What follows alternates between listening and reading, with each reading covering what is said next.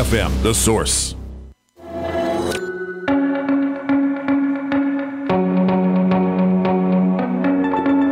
All right, 7 minutes after 10 o'clock. Thank you for tuning in. One of the hardest things, I think, to do is to be a successful leader. And if you're a born leader, let's say you were the guy in school who all the other kids seem to gravitate towards, it doesn't necessarily mean that you're going to be a good leader when it comes to having a successful business. And a lot of times the people who do really well in business, who climb the ladder, they start from a certain point and they didn't really have that born leader quality to them. And it becomes, becoming a leader becomes something that has to be learned.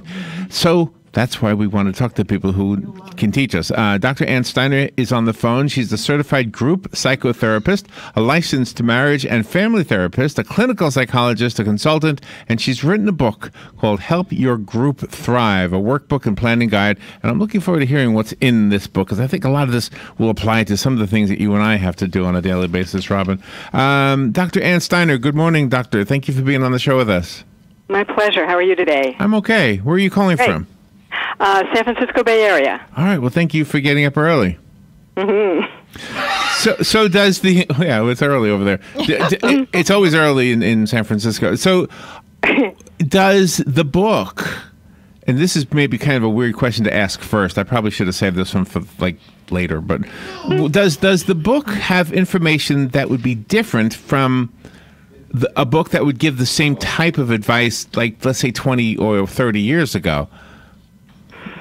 Oh, boy, yeah, that's a good question. The advice that we give people now is quite different, and the groups are quite different. We used to have a very small number of people doing a wide range of groups, and now there's an enormous range of types of groups, so that it ranges from, book clubs or groups.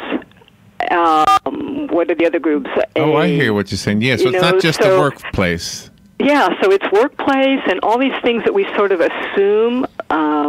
So discussion groups and Little League, football, homeowners groups, quit smoking classes.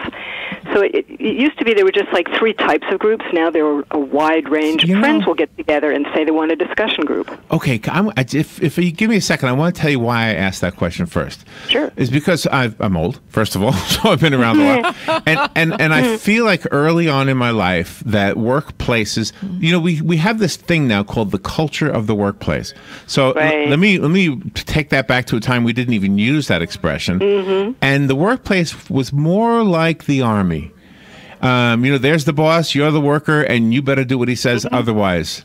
Mm-hmm. And about the halfway point between then and now, I was a dad with a young child, and I had gone through a divorce. Mm-hmm. And so I was bringing my child to work with me, and it was an office job, so he wasn't in the way in any way. And the boss came in and said, "What do you think, we're a daycare? You can't have him here with you." And I was really kind of like, but nowadays it would be different, wouldn't it? It seems like we've got a gentler workforce or something. Yeah, well, when you're talking about people kept lives for life, right? Mostly. Yeah. And now people's jobs change frequently. Everybody's more mobile. People move a lot. And the workforce has had to really sort of adapt so that there are more work teams where the collaboration is encouraged, and they try to mentor people and move them up and be a kinder, gentler place rather than more like the military type of the boss says this. And there was no value seen in difference at that time in terms of if you disagreed with the boss, you kept that to yourself. Yeah. In many workplaces now, and even in retirement communities where they have classes, people are encouraged to disagree, and the concept that conflict is terrible is beginning to get more understood as not being a negative thing all the time. When people attend these groups for various reasons, does each individual have a particular goal in mind as to what they want to get out of this group discussion? That's another really good question. So in general, if you talk about groups that come together in order to work on a project, like at work, then most of them have their own agendas separate from what their boss told them to do. If it's a support group or a self-help group or even a book club, everybody has their own set of goals and agendas. As a therapist who helps people with different types of groups, whether it's therapy or support groups or self-help groups, I encourage people to get really clear about what their goals are. And if they don't have time to do that in advance, to do that with the group when the group starts. Is, what is it you want out of this group so that everybody's on this close to the same page. Right. And then how do you get the people to listen to each other? Because sometimes a person will start talking. It's all about them. Then as soon as you start talking about yourself or what you need, they tune you out and they do something else. That's a classic. And again, so if everybody is agreed about what they're there for, and one antidote to that is trying to, in that setting, see if everybody's agreed that what they want is to make a better mousetrap, or have a lively discussion about a particular book they're all reading, then that means that in order to do that, you have to be quiet to hear other people's opinions. And if that's your goal, then the leader's job is to help people stay on track without humiliating the monopolizer. I think, at least for Robin and I, we have leadership roles, and then sometimes I'm in groups and I prefer not to be a leader. I prefer to be, but still, as the non-leader, I still want to contribute to the groups to make sure that it thrives. But sometimes it's nice to not be the leader, It's just nice to say, let somebody else do this. Perfect. Yeah, exactly. And to let and to relax back and trust that the leader will make it safe and comfortable and productive, whatever the goal of the group is, right? And a lot of people want to do that because they work hard during the day. They're making decisions all the time. They're protecting people all the time, whatever. So it's nice to be able to have a leader who you can just lean into and say, okay, you know what? He or she is going to make sure that everybody gets to talk who wants to talk. So and when there are disagreements, they get dealt with. Yeah, okay. So that sounds like the book then is for not just the leaders. It's for everybody in the group. Right. Because what I'm finding, to be honest, I originally wrote it just for leaders, and the feedback I'm getting is from group members who want to read it and then have their whole group review what they're doing. Sure. Because one of the things that I find the most helpful, that's a real key, is to make sure that everybody's on the same page and has the same agreement about what they want out of the group. And sometimes having that actually written makes a difference. So I came up with something like 18 sample group agreements that are templates. Oh, really? Yeah, and they're in there so people can just draw on it and see what different types of groups do, like a mastermind group, how they handle things, or a support group, how they do it differently, and just pick and choose what fits for your group. So what I'm hearing more and more is that people go through the book and they make suggestions and they bring it back to their group for discussion. Sometimes when people get together and gather and create these groups, they're all gung-ho in the beginning, and then eventually the group starts to falter, people start to leave, and then it disappears. How do you keep that from happening? Well, whenever I do a lot of consultation, and often when people come to me with that story, the diagnosis is that there were problems early on and warning signs, and it usually comes back to the leadership tends to be the root cause, for whatever reason, that the leader didn't have training or didn't have somebody they could turn to when there was difficulty. But the leader needs to take the reins when they need, like keeping the group on track, because people, if the group feels like the leader or the group is just wandering around and not doing what you came for them to do, then people get disinterested. If there's conflict and the leader hasn't helped the group deal with it, then that becomes uncomfortable and unpleasant for people to spend their free time doing. If the leader is unskillful in handling challenging members, that creates a lack of necessary comfort and connection in the group.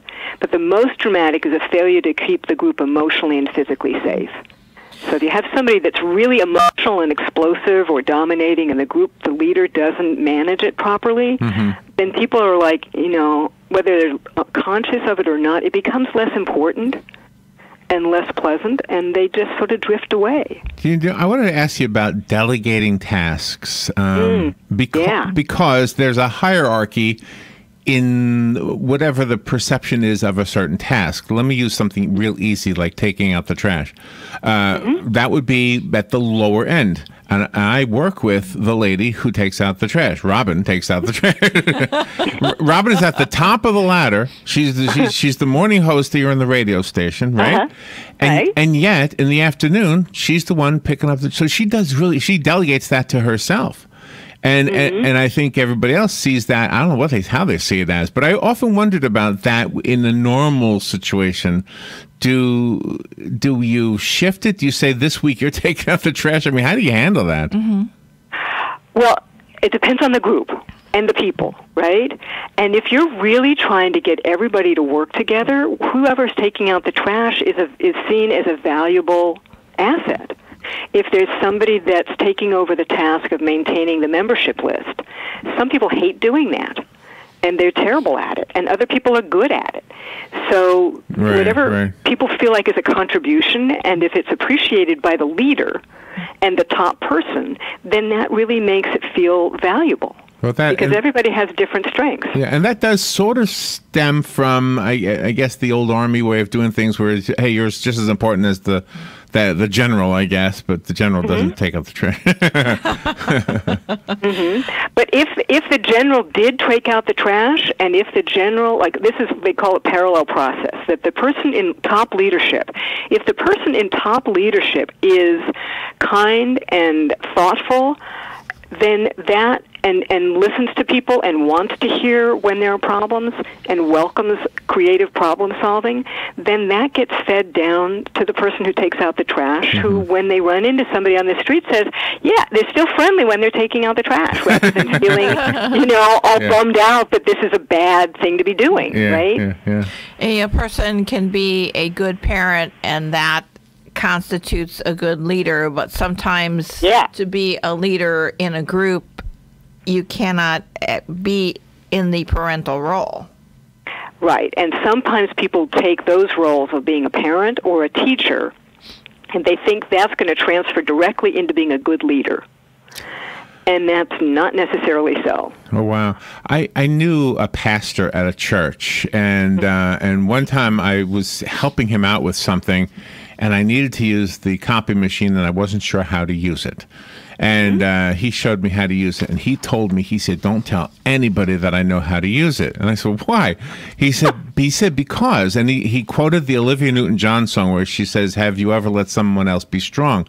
He said, because I want people to think that I don't know how to do it so they can help me. And that makes them feel good because they can help me. And I said, whoa, that's pretty cool. And so he knew how to use it, but as far as the people he had under his employment or volunteers, I guess, I'm not so sure how it works in a church, but he allowed himself to seem inadequate or unable to do certain things.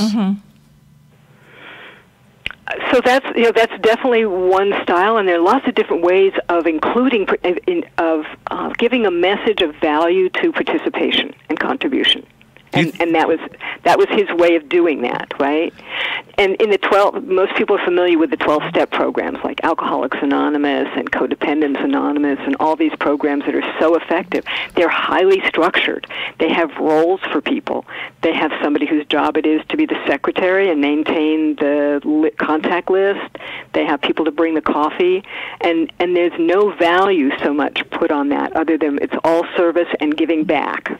Yeah. Does that make sense? Yeah, you know what it reminded me of? It reminded me of when I was a little kid, my dad let me win an arm wrestling match. And when I got older, I thought, there's no way I actually won. There's no way. But he was trying to build your self-confidence when he did that, right? That he did that deliberately so that you wouldn't give up and feel like you can't ever win anything. Right. So he had a reason for doing that, and it seemed to work at that time. With adults, there's a little bit of a question about how much to do that in ongoing groups, right, that are work groups. Yeah, I could hear it in your voice. I could hear that what he did wasn't exactly what you would recommend. Not across the board. Yeah. What I react to is the lack of honesty that if somebody catches him out, yeah. then that backfires. So I'm more for being more transparent and authentic and say, I know how to do this, but it'd be much better if you all ran this show so you could see that you're good at doing it, and I'm not the only one who can. You got to get him the book. I'll get him the book. How does a person know that they need to go into a self-help group? Because I've heard people tell other people, well, you should go see someone. You should go see a psychiatrist. Yeah, and they usually whisper it like you just did. Yes, exactly. But it usually comes from people being concerned. And when you're talking about addiction, which usually that is when people say it that way, or somebody's really clinically depressed, you can say, I'm really concerned about you. And you keep talking to me about this problem, or I keep seeing that, people are having to take the keys away from you at the holiday party. And I'm concerned for you. So as your friend, when you talk to me about your pain and upset, I'm not a professional. I can't help you, but there are people who can. And sometimes that's the best you can do is consistently say that. So you bring up the temporary group, the party gathering. So do we worry about these things? I guess the person, usually when there's a party, it's the lady of the house that really is in control, right? Right. So is there a difference between the way men are in control of a group and the way women are? Oh, or should there be? Well, we have the reality, right? The shoulda, woulda, couldas, and what's politically correct and all that. But the bottom line is that, yes, it does tend to be the, quote, lady of the house. And it's in some ways, for men, are more groomed to accept leadership and to deal with conflict without feeling that it means something bad. And so they have that men are more socialized so far to be more comfortable with that area. Does that address what you were going at? I'm not sure, but I think you're right. I think some people might argue with that. Yeah, but I'm not. It's a hot topic. It's a hot topic. Yeah. Yeah, but I think when you said the reality of it is, and that is true. I think we guys, and that's not necessarily a bad thing for either sex. I just think it's the way we were raised. Yeah. Yeah, but there's a lot of socialization and training that we don't notice or acknowledge, right? So women are trained to be more sensitive and to check in on how people feel, and men have to be trained themselves to do that sometimes. You in the subtitle it says a workbook and a planning guide. Can we actually write in the book for things that we need? Yeah, there are places where you can write in the book. It's set up so people can make copies of it, and of the different worksheets. I have a free, people email me at info@drsteiner.com. They can get a tip sheet for leadership. And I think it's called, Defining Your Leadership Style, because that's one of the places that helps people start, is figuring out what kind of leader are you naturally, and what's your growing edge as a leader? What would you like to be better at dealing with? And everybody has different areas where they would feel more confident if they felt like they could deal with conflicts or something like that. The different groups that we've talked about during the course of this conversation obviously makes the book very valuable in many different circumstances. But I wanted to go back to the very first one that I was kind of focusing on, which was the workplace. And specifically, if you could talk a little bit about the guy who starts out in the mailroom, then he gets promoted.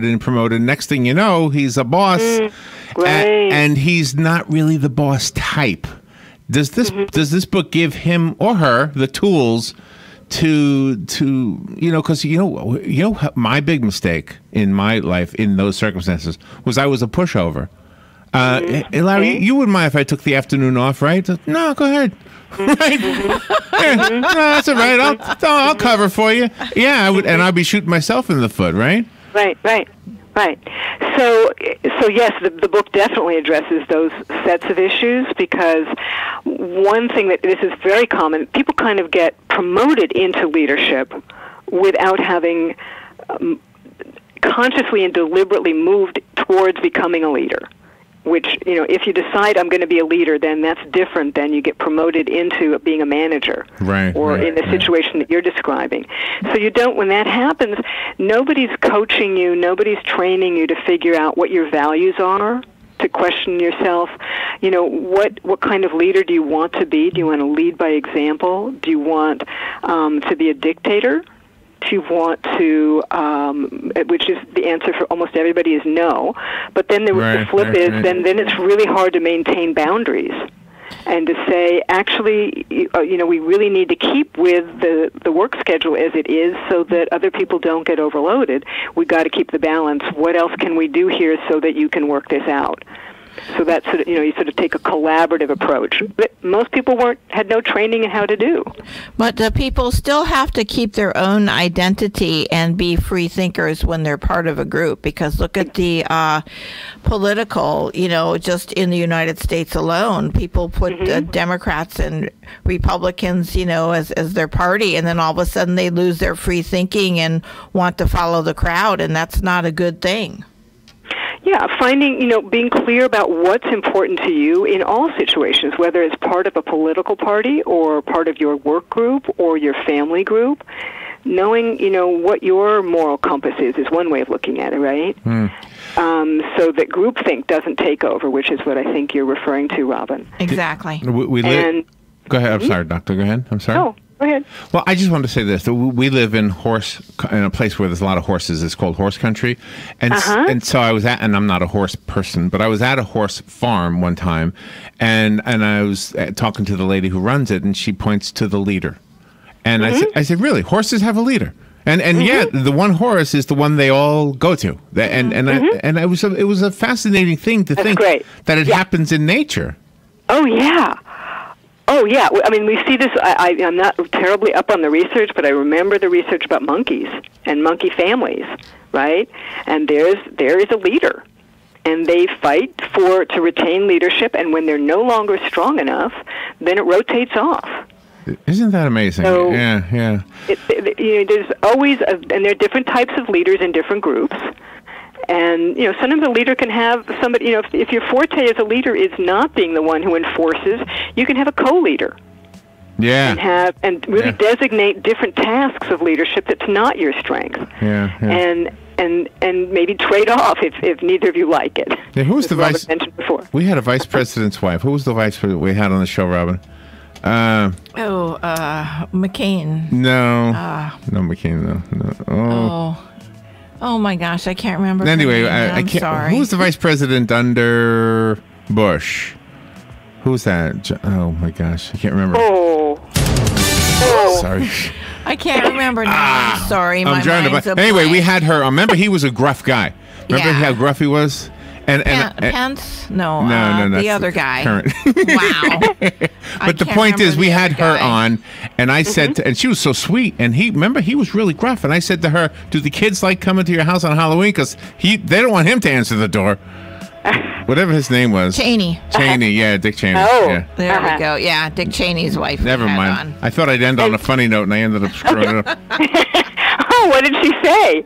She laughed. She just laughed. She laughed because she knew that, and although actually, you know what? It could be he loves Halloween and that he put on a funny mask. and people like seeing him. We don't know because, maybe he feels like he has to be the hard guy in other situations and he takes that hat off occasionally. And I was using that as an example to reinforce what you said about the person has a partner who can do the other half of what needs to be done in the leadership role. So. Yeah. All right. The book is called Help Your Group Thrive. I found it on Amazon. Do you have a website you want to recommend? The website they can learn more about the book is drsteiner.com, and that's STEINER. Okay. And has information and tip sheets and resources about different types of groups and all kinds of information for people that lead different groups, as well as information about how to order the book. which you can get it on. You can get it at Amazon or your local bookstore. Well, thank you for being on the show. It's been an honor. Enjoy the holidays and come back anytime. Okay, thanks so much. You're welcome. We'll be right back. All right. Okay.